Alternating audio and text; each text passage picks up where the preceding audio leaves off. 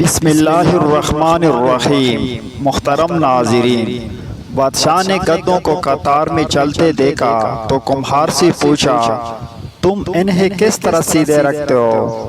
کمہار نے جواب دیا کہ جو بھی گدھا لائن توڑتا ہے میں اسے سزا دیتا ہوں، بس اسی خوف سے یہ سب سیدھے چلتے ہیں۔ بادشاہ نے کہا، کیا تم ملک میں امن قائم کر سکتے ہو؟ کمہار نے حامی بھر لی۔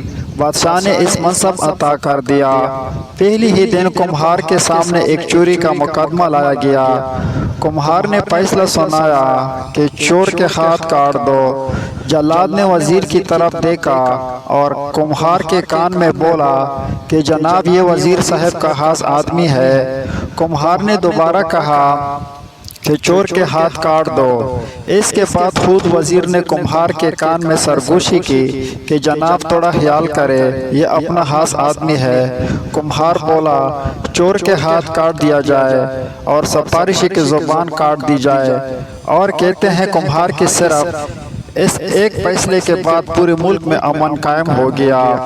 ہمارے ہاں بھی امن قائم ہو سکتا ہے، مگر اس کے لیے چوروں کے ہاتھ کاٹنا پڑے گے اور کچھ لوگوں کی زبانیں کاٹنا پڑے گی۔